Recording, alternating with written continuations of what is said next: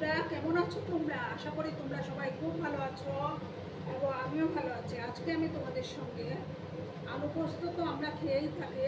আজকে আমি তোমাদের সঙ্গে পেঁয়াজ আলু পোস্তের একটা রেসিপি শেয়ার করব। আশা করি তোমাদের ভালোই লাগবে। তার জন্য আমি দেখো এখানে আলুগুলোকে এইভাবে কেটে নিয়েছি। দুটো আলু নিয়েছি আমি, আর কাঁচা লঙ্কা নিয়েছি, আর 3টা পেঁয়াজ কুচি নিয়েছি। এবার আমি প্রথমে গ্যাসটা অন করে দিচ্ছি। ঠিক আছে বন্ধুরা, গ্যাসটাকে প্রথমে অন করে দেব।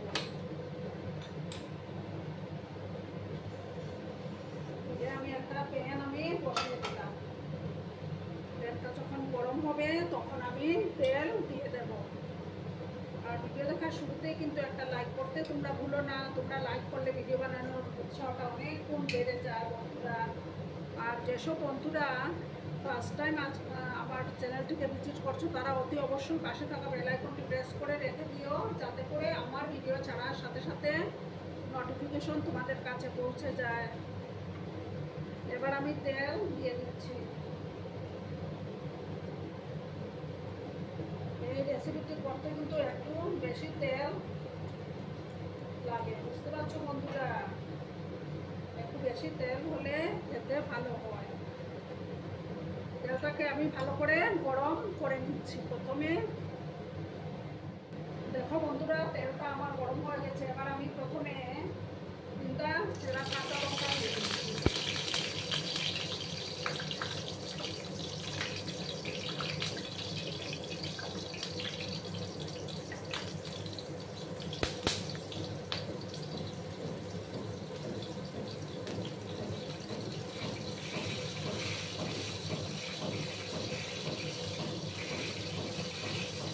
এবার আমি দেখো এই যে পেঁয়াজ কুচিগুলো দিয়ে দেবো।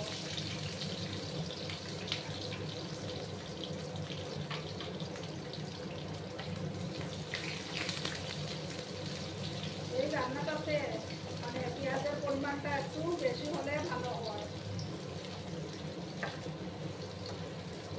গ্যাসের আঁচটাকে আমি হাই করে দিচ্ছি। পেঁয়াজগুলোকে লাল লাল করে ভেজে নিতে হবে। একটু বড় করেই আমি পেঁয়াজগুলোকে কেটে নিয়েছি।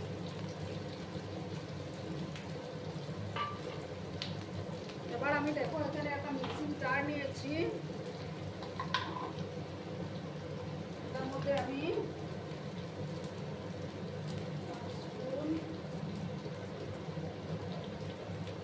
3 চামচ, বড় চামচের 3 চামচ পোস্ত দানা দিয়ে দিলাম।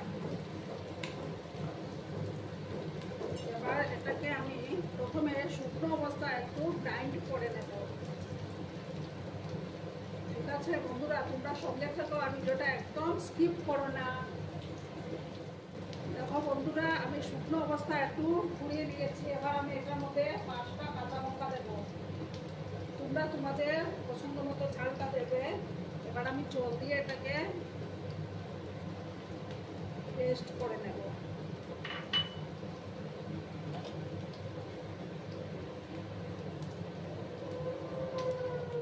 দেখো বন্ধুরা, আমি এটা পোস্ত দানাটা গ্রাইন্ড করে নিয়েছি। এবার আমি পেঁয়াজগুলো ফ্রাই হয়ে গেছে। এবার আমি আলুগুলো দিয়ে দেবো।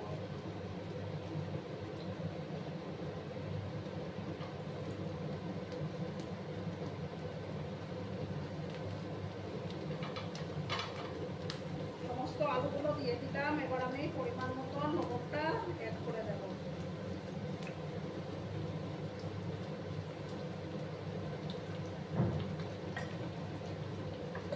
ভালো করে মিক্স করে নেব।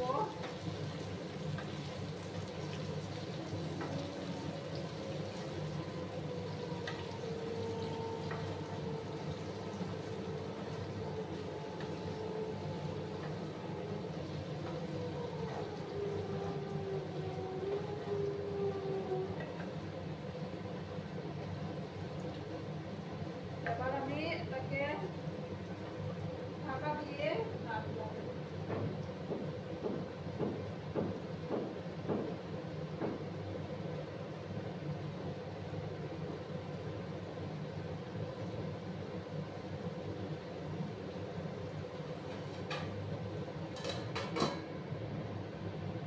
ঢাকা চাপা দিয়ে 2-3 মিনিটের মতো রাখবো প্রথমে।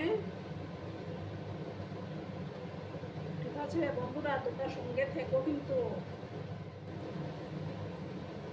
দেখো বন্ধুরা, আমি 2-3 মিনিট পরে ঢাকাটা সরিয়ে দিলাম। এই রান্নাটাতে কিন্তু এক্সট্রা কোনো জল ইউজ করা যাবে না। এবার আমি যে পোস্ত বেটে রেখেছিলাম সেই পোস্ত দানাটা দিয়ে দিলাম।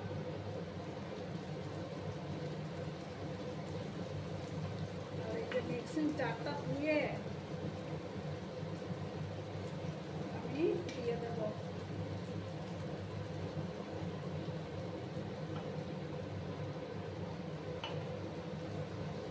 তারপর আমি ভালো করে নাড়াচাড়া করে নেব।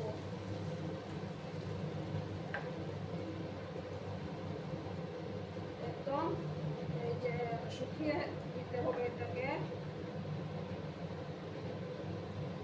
গ্যাসের আঁচটাকে আমি বাড়িয়ে দেব।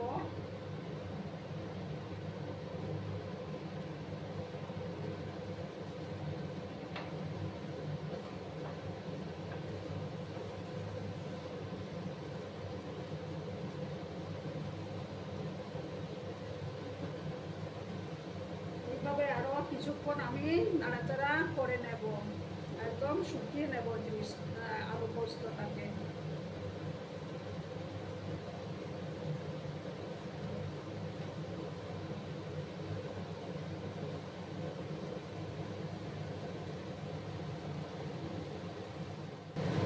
দেখো বন্ধুরা, এবার আমি লবণটাই দিতে ভুলে গেছিলাম।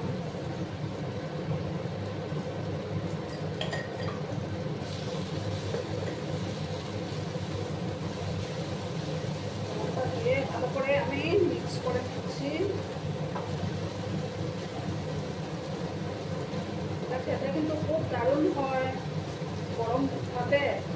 এটা হলে আর কিছুই দরকার পড়ে না। তোমরা বাড়িতে অবশ্যই ট্রাই করো।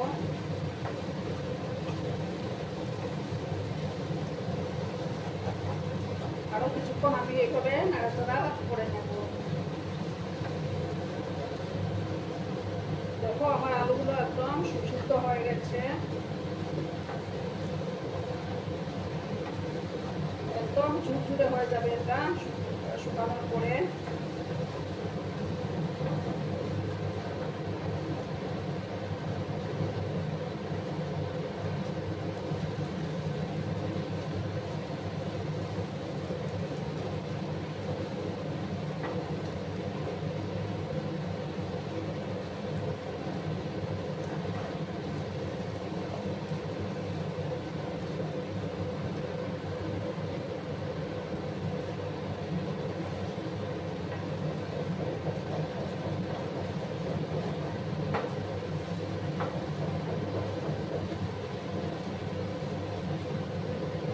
এবার আমি সবার লাস্টে একটু কাঁচা সর্ষের তেল দিয়ে দেব।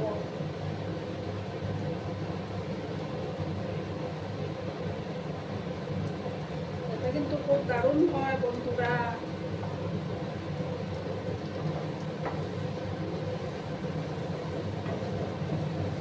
খুব সুন্দর একটা ফ্লেভার বেরিয়েছে।